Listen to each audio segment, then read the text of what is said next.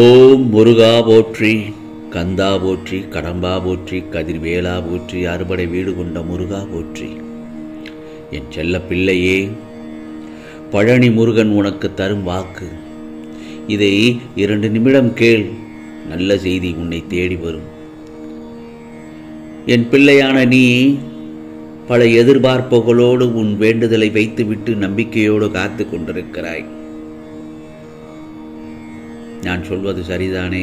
இதோ என்னுடைய கரங்களை தொட்டு ஆசி பெற்றுக்கொள். இந்த பழனி முருகன் வேலை தொற்று நீ ஆசியை பெற்றுக்கொள்.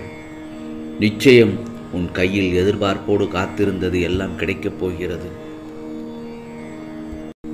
நீ சாதுவாக இருக்கிறதை விட சூழ்நிலைக்கு ஏதுவாக செயல்பட்டால் உனக்கான நிச்சயம் வெற்றியே கிடைக்கும். உனக்கு சாதனை படைக்கிறதற்கும் சால சிறந்ததாக இருக்கும் அது. நீ பட்ட துன்பத்தை காட்டிலும் அதனால் உனக்கு கிடைத்த அனுபவம் பெரிசு. அதை ஒருபோதும் உன் வாழ்க்கையில் நீ என்றும் மறக்கக்கூடாது. உன்னுடைய கண்ணீர் துளி ஒவ்வொன்றும் விலை மதிக்க முடியாதது. பொய்யான உறவுகளுக்காகவும் வீணான விஷயத்திற்காகவும் சின்ன சின்ன விஷயங்களுக்கெல்லாம் கண்ணீர் துளியை வீணாக்காதே. உன் ஆழமான அழுத்தமான உன் கண்ணீர் என் பாதங்களையே நனைத்து விட்டது. நல்லா வாழ்ந்தவங்க கெட்டுப்போனதும் இல்லை, துயரங்கள் எதுவும் நிரந்தரமும் இல்லை. ஆகவே எதுவரைக்கும் போகுதோ போகட்டும்.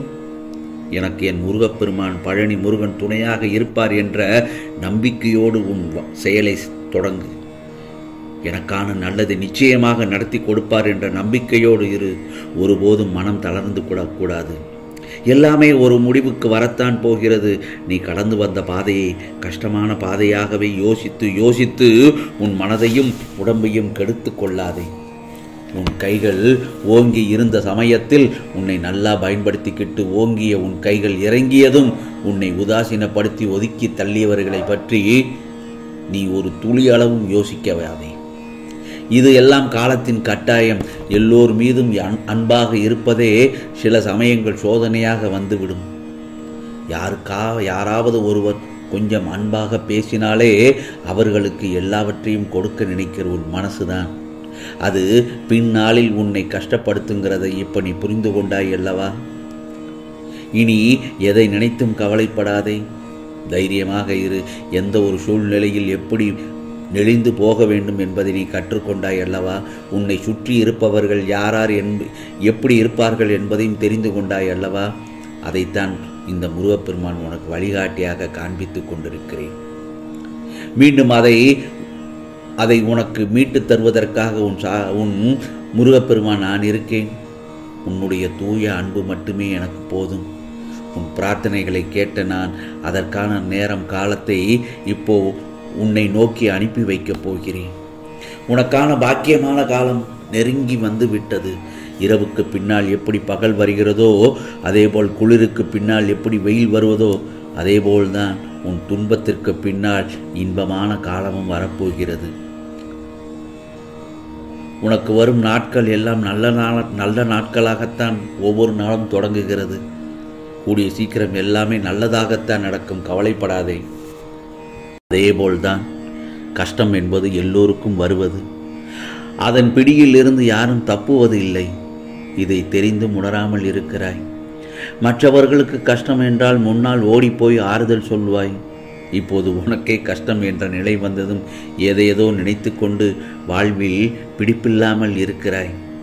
பிறந்தது முதல் தொல்லைகளுடனும் கஷ்டங்களுடனும் வாழ்கிறேனே, என்னை மீட்க யாருமே இல்லையே என புலம்புகிறது உன் மனம். அப்படித்தானே? எப்போது நீ இந்த பதிவு உன் கண்ணில் பட்டதோ அப்போதே நீ விடுதலையின் பிடியின் காலை வைத்து விட்டாய் என்பதை நம்பு. இதுவரை இப்படி எதுவும் கண்களில் படவில்லையே. இப்போது இந்த செய்தி உன் மனதில் நிற்கிறதே.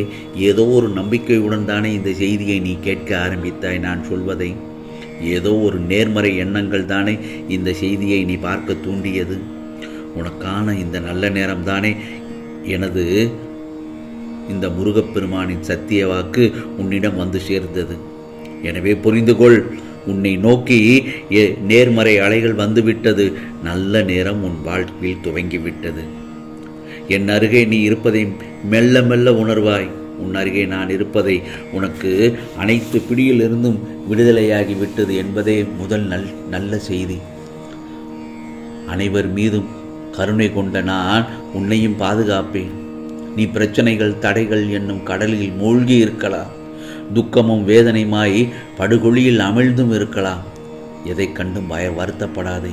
பொறுமையை மட்டும் கடைபிடி. அமைதியாயிரு. உனது துக்க நாட்கள் முடிந்து விட்டன. மனம் புண்ணாகி போனதே என வருந்தாதே. என் மென்மையான கரங்களால் உன்னை வருடிக்கொண்டு உன் பக்கத்தில்தான் இந்த முருகப்பெருமான் இருக்கிறேன். நீ விரைவில் அனைத்து இன்பங்களும் பெறுவாய். உன் வேண்டுதல்கள் கேட்கப்பட்டு விட்டது. அதை நிறைவேறியே தீரும். இதுதான் இரண்டாவது நல்ல செய்தி. உன் கண்கள் எப்போதும் உன்னைத்தான் பார்த்து கொண்டிருக்கிறது. என் கண்கள் உன் மகிழ்ச்சியான முகத்தை பார்க்கவே நானும் ஆவலோடு இருக்கிறேன். அந்த மகிழ்ச்சியையும் உன்னிடம் சேர்க்கவே நான் பாடுபட்டு கொண்டிருக்கிறேன். அதனால் தான் கூறுகிறேன்,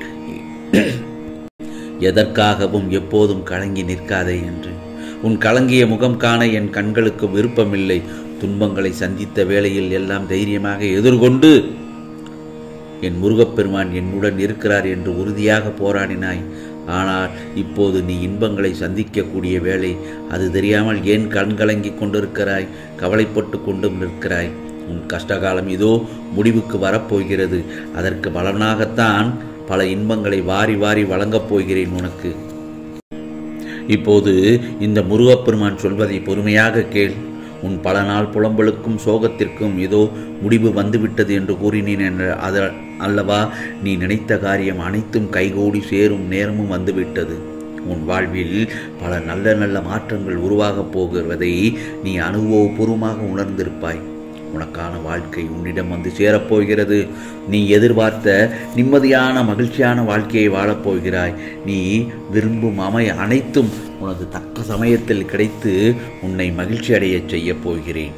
திசை தெரியாமல் திரிந்து கொண்டிருந்த உன்னை இன்று எனது நேரடி பார்வையில் வைத்து கொண்டிருக்கிறேன். தன்னம்பிக்கையோடு இரு. எதிர்பார்த்தது நிச்சயமாக உன் கையில் வந்து சேரும் நேரம் வந்துவிட்டது. இது பழனி முருகன் தரும் உனக்கு வாக்கு. என் செல்லமே, தப்பே இல்லை. பயந்து ஒழியாதே. எதற்காகவும் பயப்பட தேவையே இல்லை. ஆசை, இன்பம், துயரம், துன்பம் இதற்கெல்லாம் முடிவே இல்லைதான். இதையெல்லாம் தாண்டி வந்தால்தான் நீ தேடும் அத்தனை அற்புதமான சுகங்களும் உனக்கு கிடைக்கும். என்னை நீ புரிந்து கொள்வாய்தானே? அப்போது திரும்பிய வாழ்க்கையை புரிந்து கொண்டு பின் அதை ஏற்றுக்கொண்டு அனைத்தையும் சகித்து கொண்டு கடந்து வந்து விட்டாய். இனி உனக்கான கவலை இதற்கு இந்த வீணான பயம். நான் இருக்கிறேன். எவ்வளவு வேதனைகள் எவ்வளவு துன்பங்களை எல்லாம் கடந்து வந்திருக்கிறாய் எனக்கு தெரியும். இதோ நீ விரும்பிய வாழ்க்கையை உனக்கு அளிக்கப் போகிறேன். பெயர், புகழ், செல்வாக்கு, அந்தஸ்து, லட்சியம், ஆம், இவை அனைத்திலும் நீ வெற்றி பெறப் போகிறாய். இப்போது சந்தோஷம்தானே உனக்கு? நல்ல செய்தி உனக்கு நிச்சயமாக தேடி வரும். ஆம், இது பழனி முருகனின் அருள் வாக்கு, சத்திய வாக்கு.